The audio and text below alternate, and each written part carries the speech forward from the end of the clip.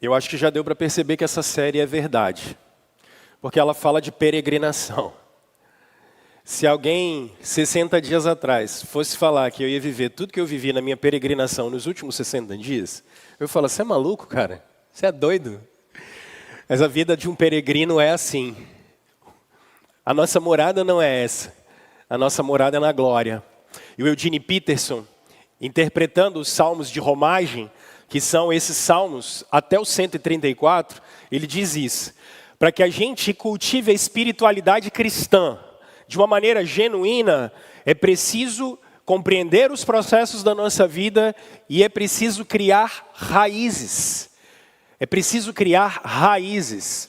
Ele dizia, infelizmente, às vezes a gente tenta desenvolver uma espiritualidade que não é uma espiritualidade da repetição com Deus, de insistirmos com Deus e caminharmos com Ele independente das circunstâncias. Ele chamava isso de espiritualidade clientelista. Nós não podemos fazer isso. Procurar o Senhor só quando temos dificuldades e necessidades. Nós andamos com Deus em toda situação e circunstância. Essa é a jornada de um peregrino.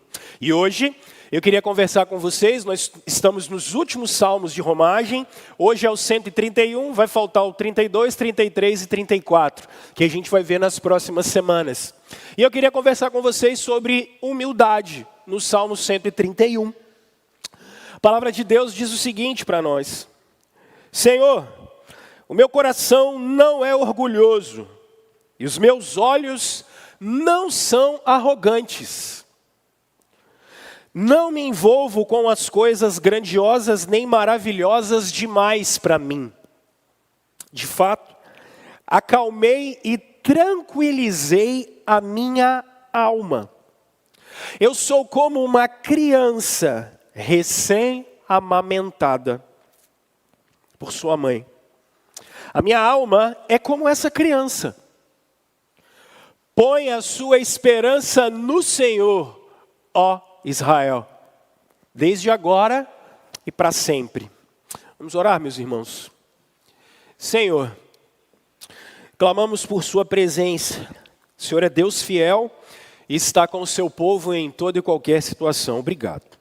Nesse momento em que a gente para refletir na sua palavra, nós pedimos que o Senhor nos ilumine e nos encha, para que a gente possa, pela graça, compreender a palavra do Senhor, nos achegarmos e amadurecer, dia após dia, nessa nossa peregrinação. Em nome de Jesus. Amém. Caetano Veloso tem uma música em que ele diz, vamos falar de Caetano Veloso, sentado num banquinho desse. Não quero, não. É sugestivo, né? Caetano Veloso tem uma música, ainda lá de trás, ele dizia uma frase interessante, uma música bacana, quando ele dizia que Narciso acha feio o que não é espelho. O mito de Narciso era um mito antigo dos gregos, em que Narciso, ele era um homem muito bonito, né? E ele ficou tão apaixonado por ele mesmo, e quando ele olhou o reflexo dele na água, ele ficou parado ali. Por duas razões. A primeira, porque ele ficou embasbacado com tamanha beleza dele. Por isso Caetano diz, Narciso acha feio aquilo que não é espelho. Ele ficou tão estupefato com a beleza dele mesmo, que isso deixou ele assustado. E ele não conseguiu sair dali. Porque junto com tamanha beleza, gerou nele uma frustração.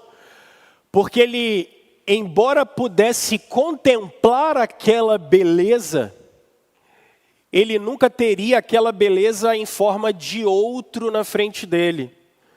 Então, junto com a beleza, veio a frustração. Por isso, Narciso acha feio qualquer coisa que não é espelho.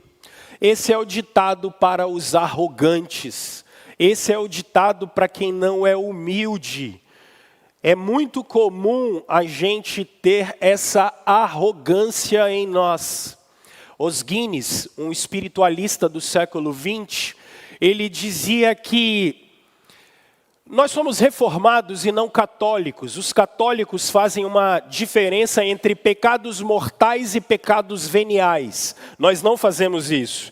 Mas por isso vocês ouviram falar da teologia católica dos 7 pecados capitais. E o Os Guinness, escrevendo sobre os 7 pecados capitais, ele fala do primeiro pecado capital, que é o orgulho. E ele dizia: de todos os pecados podemos resistir, mas o orgulho não, a arrogância não, porque todos nós somos arrogantes. Porque a arrogância não depende de cor, gênero, classe social. Todos temos problema com arrogância, todos nós. E é engraçado que João Calvino fala: por que todos nós temos problema com a arrogância? Porque esse foi o primeiro pecado. A teologia clássica trabalha isso. Se vocês olharem, qual é o primeiro pecado da serpente? Tentou ser como Deus. Tentou roubar o lugar de Deus. Onde está a arrogância dos nossos primeiros pais? Tentaram roubar o lugar de Deus. Tentaram ter uma imagem deles que não era verdade. Tentaram ir atrás de uma autossuficiência que não era verdade. E sabe qual é o pior? Todos nós temos isso. Mas nós temos um problema ainda maior. Porque no passado, os reformadores diziam: nós não podemos orar esse salmo. Nós não podemos cantar esse salmo. Porque qual de vocês tem coragem de fazer essa afirmação? Essas 3 afirmações do verso 1. Senhor, o meu coração não é orgulhoso. Vocês conseguem fazer essa afirmação? Os reformadores diziam: se a gente for orar esse salmo, é mentira. E aí eles chegaram numa conclusão incrível. Eles diziam: a Bíblia não é feita daquilo que a gente é. Mas as nossas orações, em muitas ocasiões, são daquilo que a gente quer ser. Esse é um salmo que desnuda a nossa alma. Porque todos nós devemos orar esse verso primeiro. Todos nós somos orgulhosos. Todos nós não somos humildes. Em algum sentido, somos assim. Por quê? Porque primeiro nós não temos um problema sério. A nossa cultura aceita o orgulho e a falta de humildade com 2 desculpas. A primeira, autoestima. Orgulho nada mais é do que uma visão errada de si mesmo e do seu lugar do mundo. Quer fazer um teste se você é orgulhoso ou não? Quando alguém dá alguma opinião sobre o que você está fazendo, como é que você se sente? Se você se sentir incomodado, é porque você é orgulhoso.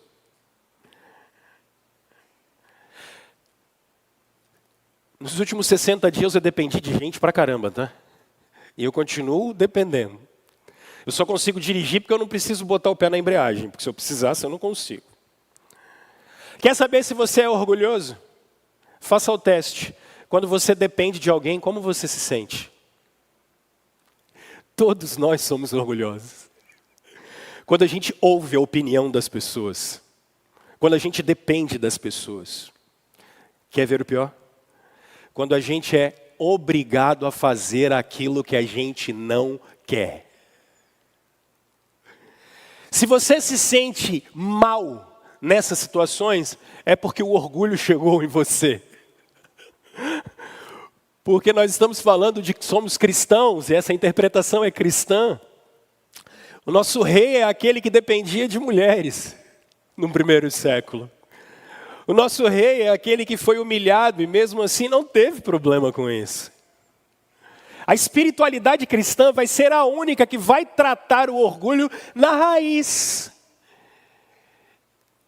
E esse é o grande problema, porque no nosso tempo é a primeira geração no planeta Terra que trata o orgulho como algo a ser cultivado. Porque a gente fala que a gente precisa, em nome da autoestima, ser orgulhoso. tratar as pessoas mal, tratar elas com desdém, como se tudo o que a gente fizesse e quisesse, como se a nossa vontade tivesse que ser realizada o tempo todo, em nome da autoestima. E às vezes, o que é que a gente está cultivando? Somos orgulhosos.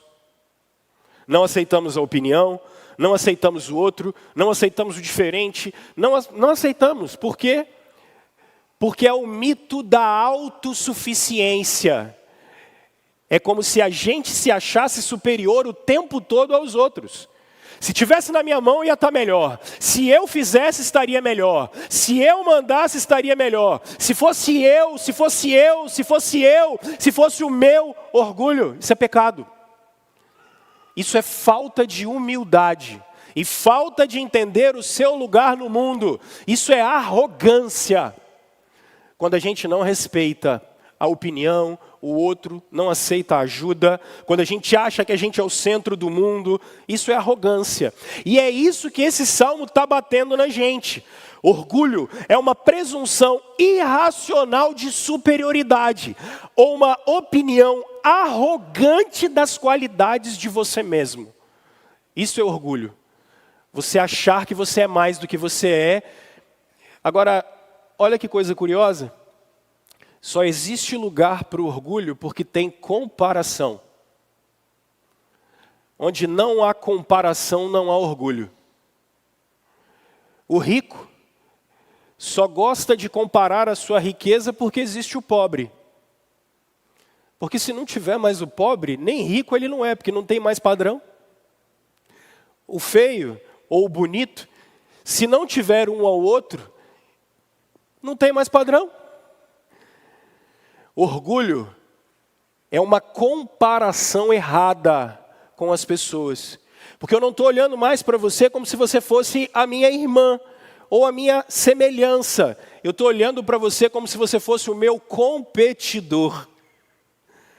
Nós precisamos desenvolver para o orgulho uma disciplina que nosso Senhor nos ensinou ainda no Sermão da Montanha.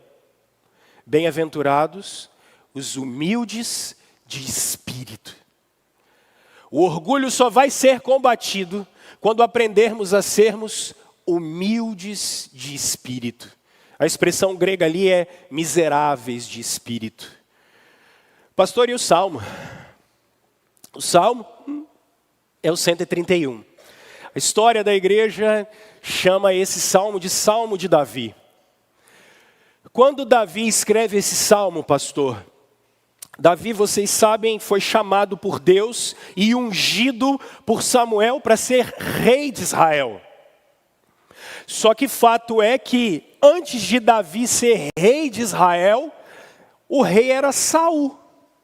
E ele tem que esperar muito tempo para ser rei. Você se lembra, segundo a narrativa de Samuel, que Davi nunca pediu para ser rei. Ele nem sabia. Se você chegasse na casa de Davi e falasse para Jessé, o pai dele, assim, Jessé, seu filho Davi vai ser rei. O que Jessé ia falar? Você está brincando, né? É brincadeira isso, né? Até o Samuel não acreditava em Davi. Ninguém acreditava em Davi. Nem ele mesmo acreditava nele. E o fato é que Saul ficou sendo rei por muito tempo e perseguiu Davi. E é nesse contexto que ele escreve esse salmo e o verso 1. Olha o que ele está dizendo: Senhor, eu não sou orgulhoso e os meus olhos não são arrogantes. Não me envolvo com coisas grandiosas nem maravilhosas demais para mim. Davi está dizendo: Senhor, eu nunca pedi para ser rei. Senhor, eu não fiz nada, eu não quero nada, eu não fico aspirando o lugar de Saul. Eu nem sabia que eu ia ser rei, eu fui colocado aqui. Eu nem sei por que eu estou aqui. E aí ele diz no verso 2, porque ele foi perseguido por muito tempo por Saul. E ele, às vezes, por causa dos outros, poderia simplesmente ter matado Saul. Vocês lembram lá na caverna de Adulão? O pessoal fala assim: Saul está ali, é só matar, é só pegar. Ele diz: eu não vou encostar no ungido do Senhor. Aí olha o que ele fala: eu acalmei o meu coração, a minha alma. Eu sou como uma criança recém-amamentada por sua mãe. A minha alma é como essa criança. Davi usa essa expressão dizendo, eu sou o que Deus disse que eu deveria ser. E está tudo bem. Eu não quis o lugar dos outros. Eu não me achei digno do trono. Eu não me achei melhor. Eu estou contente, porque o Senhor me colocou aqui. E como Ele me colocou aqui, para mim está tudo bem.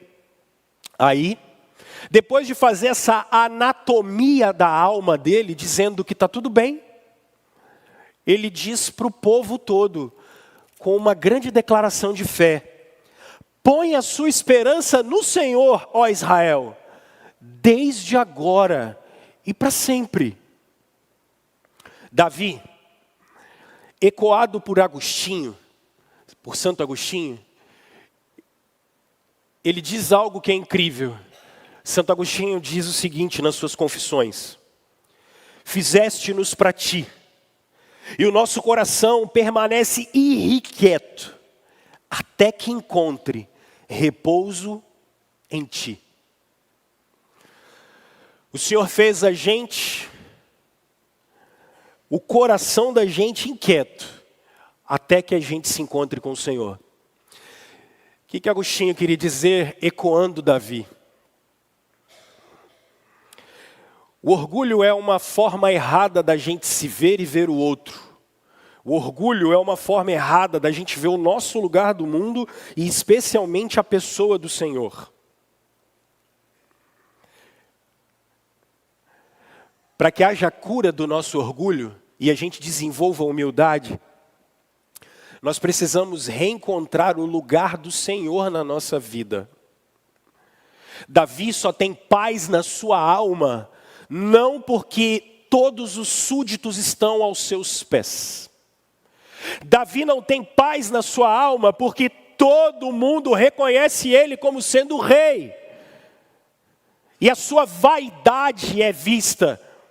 No nosso tempo, a paz no coração e na alma não está no salário grande, na posição social, se você conquistou isso, aquilo ou aquilo outro. O nosso coração vai continuar inquieto enquanto nós não descobrirmos o lugar do Senhor na nossa vida. E é essa anatomia do verso 2, quando ele fala essas 4 frases que vocês olham aí. Acalmei e tranquilizei a minha alma. Eu sou como uma criança amamentada. Minha alma é como essa criança. Ele está em paz. Por quê? Porque ele descobriu o lugar do Senhor na vida dele. De uma forma muito dinâmica e rápida, deixa eu trabalhar com vocês. Três movimentos que esse texto traz para a gente, que vão ajudar a gente aqui. Bom, primeiro movimento que esse texto traz para a gente não ser orgulhoso e aprender a ser humilde, é a gente ter uma confissão de humildade. E aqui eu não estou dizendo, porque eu não estou pregando para pessoas humildes, eu estou pregando para orgulhosos. Nós somos orgulhosos. Isso é algo que a gente precisa ver e falar. Nós somos orgulhosos. A gente tem dificuldade com aquelas coisas que eu falei com vocês. Com a voz dos outros, com as pessoas se intrometendo na nossa vida, com as pessoas dando opinião, com a gente precisando de ajuda. A gente tem dificuldade com isso.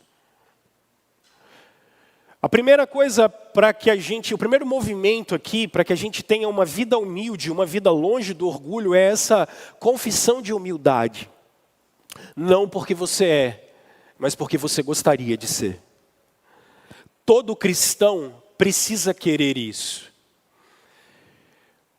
Um filósofo alemão chamado Nietzsche, ele falava, esse é o problema de vocês cristãos. Vocês são hipócritas. Porque vocês, ao não quererem ser orgulhosos, vocês são fracos.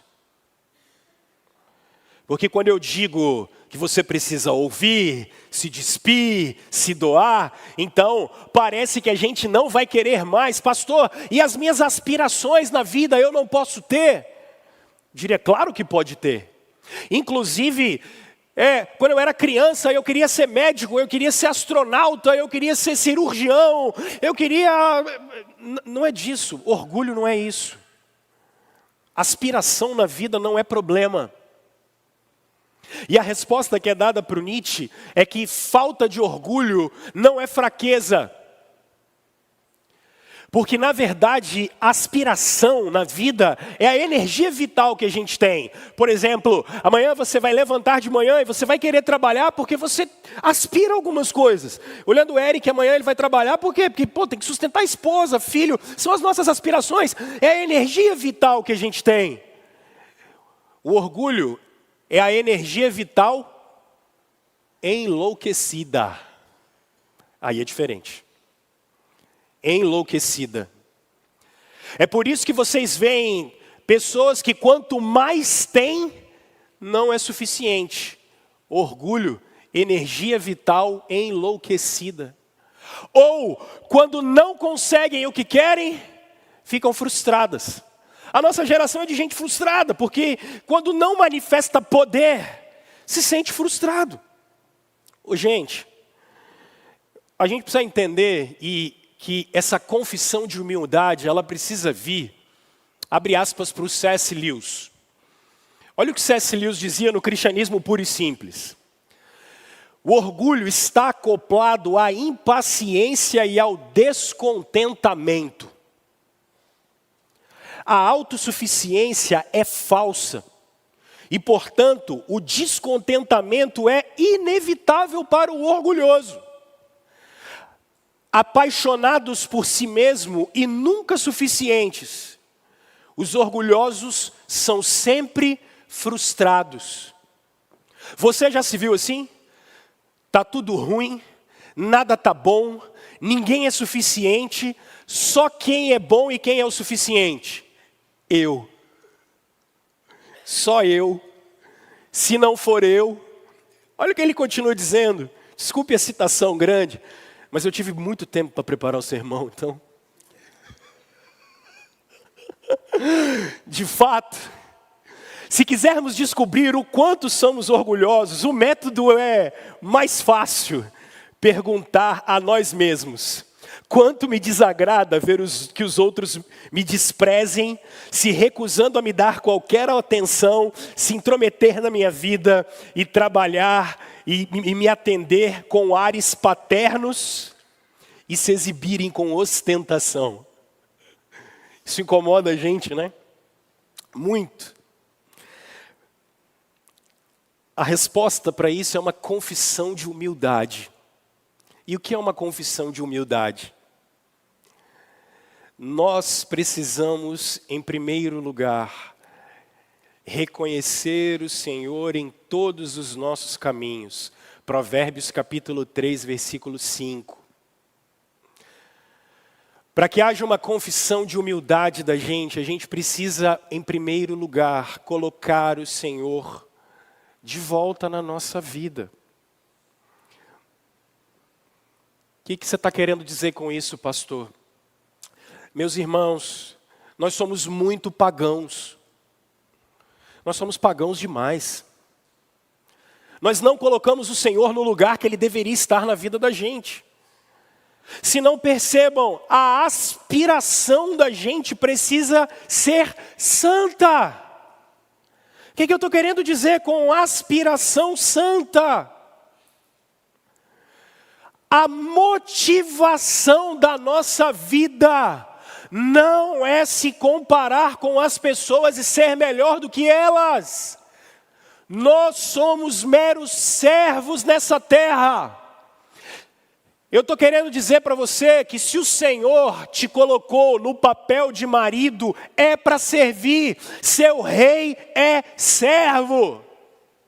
Se Deus te colocou na posição de esposa, Se Deus te colocou na posição de filhos, de membros de uma igreja, amanhã no seu trabalho, nas coisas que você for fazer, você precisa entender que a nossa posição como discípulos é de servos. Nós obedecemos a Deus, por isso vivemos uma vida de acordo com a sua vontade. Trabalhe essa inclinação do seu coração. Rômulo precisa ser um marido servo. Rômulo precisa ser um pastor servo. Amanhã, quando você for trabalhar, você precisa ser um chefe servo. Você precisa ser um líder servo. Você precisa ser um professor servo, aluno servo, funcionário público servo. Compreenda isso. Nós estamos nessa terra para isso. A inclinação do nosso coração, o desejo, o amor do nosso coração tem que mudar.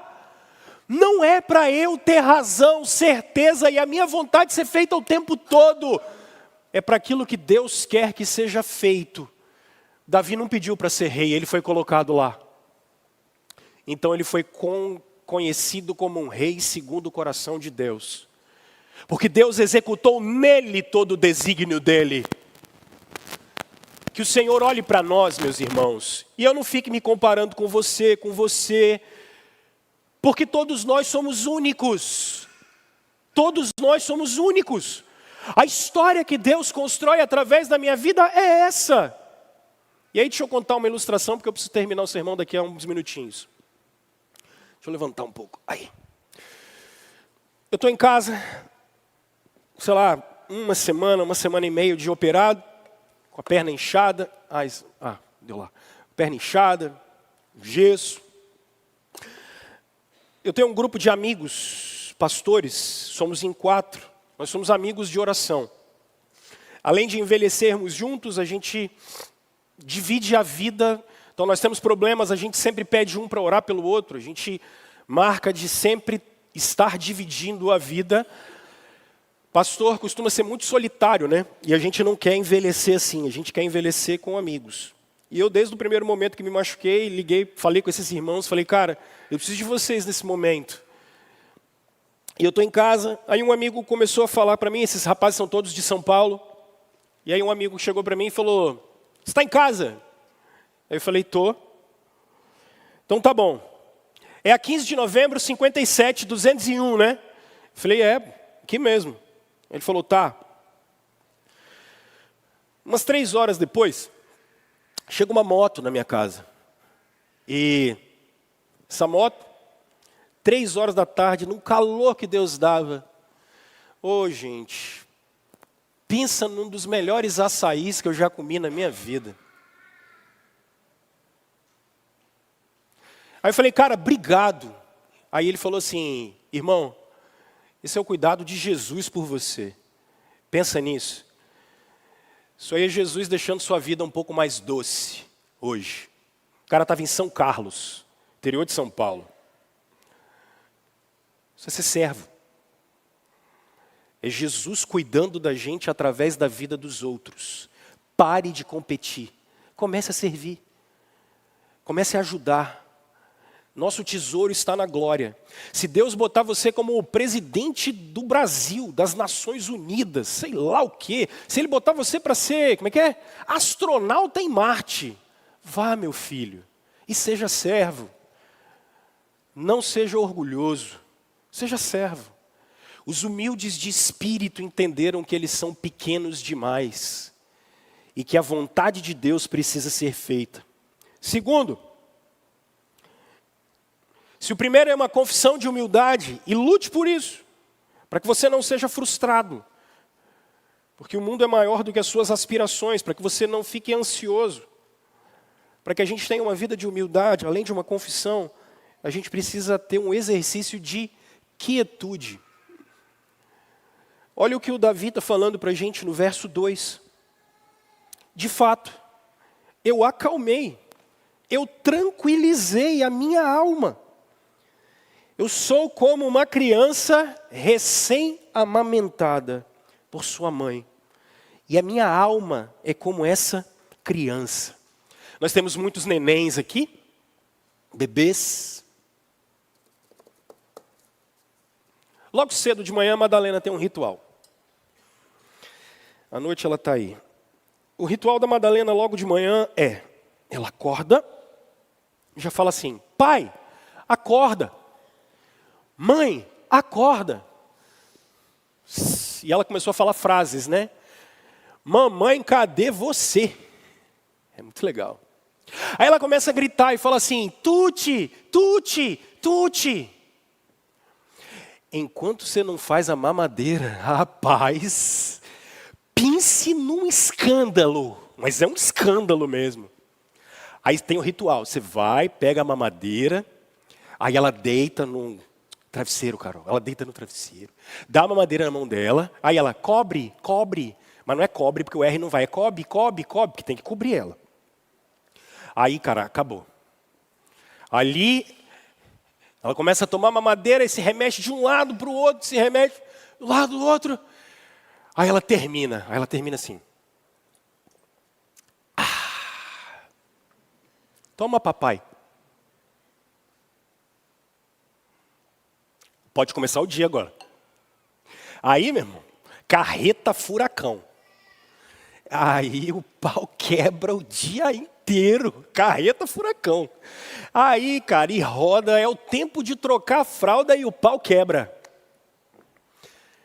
Tem boleto para pagar? Não. Claro que não tem. Nenhum. Fica tudo na minha conta. Tem alguma preocupação? Não. Tuti chegou na mão dela na hora certa. Do jeitinho dela, ainda cobre, papai, cobre. É assim que a gente tem que viver. Paz. Não é à toa que nosso Senhor diz que para herdarmos o reino a gente tem que ser como criança. Você tem que lutar contra essa ansiedade. Porque o orgulho faz com que você fique se comparando o tempo todo. E aí você deixa de descansar na providência. Esse é o problema. E aí observem o que o Davi está falando com a gente quando ele diz: acalmei e tranquilizei a minha alma. Eu sou como uma criança recém-amamentada por sua mãe. A minha alma é como essa criança. Tem quanto tempo que você não tem paz? Preocupado com dinheiro, preocupado com estética, preocupado com beleza. Preocupado com isso. Tem quanto tempo? Preocupado com tudo. Eu não estou dizendo que a gente não tem que cuidar da vida. Tem que cuidar da vida. Isso é um fato. A gente tem que cuidar da saúde, tem que cuidar disso tudo. Isso é fato. Mas não é disso que o Salmo está falando. O Salmo está falando 3 coisas. Primeiro, total dependência. Eu dependo de Deus. Eu dependo do Senhor. Ponto. Minha vida está na mão dEle. Eu dependo do Senhor. Minha família, minha saúde, minha casa. Eu estou diante do Senhor e eu dependo dEle. Segundo, uma plena satisfação. A gente sempre está insatisfeito com a gente mesmo, com o nosso corpo, com a nossa casa, com o nosso marido, com a nossa esposa, com os nossos filhos. A gente está insatisfeito o tempo todo, isso é orgulho. É orgulho. Errados. Achando que as pessoas precisam obedecer a gente e que o mundo gira em torno da gente, não gira. Domingo passado, eu estava fazendo essa reflexão com um amigo essa semana. Semana passada, o Silvio Santos morreu. O que isso mudou a TV brasileira? Nada. O SBT não saiu do ar. Daqui a algum tempo ninguém nem lembra dele. Meu filho, se foi assim com o Silvio Santos, você acha que com você vai ser diferente?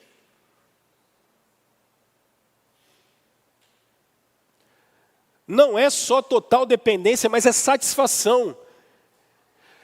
E aí, é satisfação no ordinário. Eu preciso chegar na minha casa e aproveitar minha mulher e meus filhos. Eu preciso chegar nesse momento e abraçar e beijar todos vocês. E a gente poder ter uma vida em paz. E viver em paz com as pessoas. Por quê? Porque nós somos servos uns dos outros, irmãos uns dos outros, e não há espaço para arrogância, porque não há espaço nisso na vida da gente. Uma vez eu estava muito chateado com uma situação, com uma pessoa, e homens ouçam as suas mulheres. As mulheres têm um feeling de sabedoria muito melhor, a gente é meio cabeça dura, as mulheres têm normalmente um feeling de sabedoria incrível. Aí eu falei, Aline, mas isso não podia acontecer? Aí ela parou, olhou para mim e falou assim, amor, a vida é muito curta para você ficar tendo ressentimento com os outros. Não vale a pena. Eu falei, eita, já fala logo assim, Deus? Direto na lata assim, sem nem passar um óleo de peroba na cara? Não vale a pena. Percebam isso, assim, essa quietude, ela vem de total dependência, plena satisfação e segurança e proteção. O leite da Madalena vai chegar, ele está lá. Porque eu vou dar? Não. Porque quem criou a Madalena vai cuidar dela. E não sou eu sou só um instrumento. Porque se eu não estivesse, o dono dela daria o leite dela. Se ele faz assim, com aqueles que não têm compromisso com ele, olha nosso Senhor Jesus, o que ele não vai fazer para vocês que são filhos dele? Tem duas coisas aqui. A quietude precisa vir em primeiro de quem Deus é, e depois do que Deus promete. O Pai de vocês, o Pai de nosso Senhor Jesus Cristo e nosso Pai, é aquele que é Criador, Redentor, Santificador. É aquele que perdoa pecados, é aquele que justifica pela fé, santifica, glorifica, ressuscitou o nosso Senhor Jesus Cristo, virá transformar isso tudo, nos ressuscitará dos mortos. Esse é o Senhor. Como nós lemos aqui na hora do louvor, no Salmo de número 95, o Senhor é esse que tem os montes nas suas mãos e o mais profundo abismo, Ele lá está. O Salmo 139 deixa isso muito claro para nós. A quem vocês servem e a quem vocês chamam de Pai, o dono de tudo o que existe. Eu estava ensaiando com os meninos essa semana e eu fui estudar genética com a Elis essa semana. RNA, DNA, síntese proteica, aminoácido, tudo isso. No meio da nossa conversa, ela fala assim, uma perplexidade, tamanha complexidade do mundo. Aí eu falei com ela, agora imagina, filha, quem criou não só isso, mas tudo. Tudo. Toda a complexidade na mão dele é quem Deus é. E o que Deus prometeu, você não pode esquecer disso. Ele disse que ia estar com você. Ele disse que está comigo. Eu não tenho palavra, você não tem palavra, mas Ele tem. Ao longo da história Ele tem cuidado do seu povo, Ele tem cuidado de mim, tem cuidado de vocês. A gente precisa segurar no caráter de Deus, nas suas promessas. Confie nas promessas de Deus, confie no que Ele falou e fez, em quem Ele é. Não se esqueça disso. Terceiro e último, o verso 3, que é um passo de confiança então. Olha o verso 3, ele chama a atenção de todo mundo e ele diz: Israel, coloquem a sua confiança no Senhor. Nada vai faltar. O necessário não vai faltar. E ele está chamando a atenção de todo mundo. Por quê? Porque ele quer que todo mundo experimente isso. Olha o movimento do Salmo.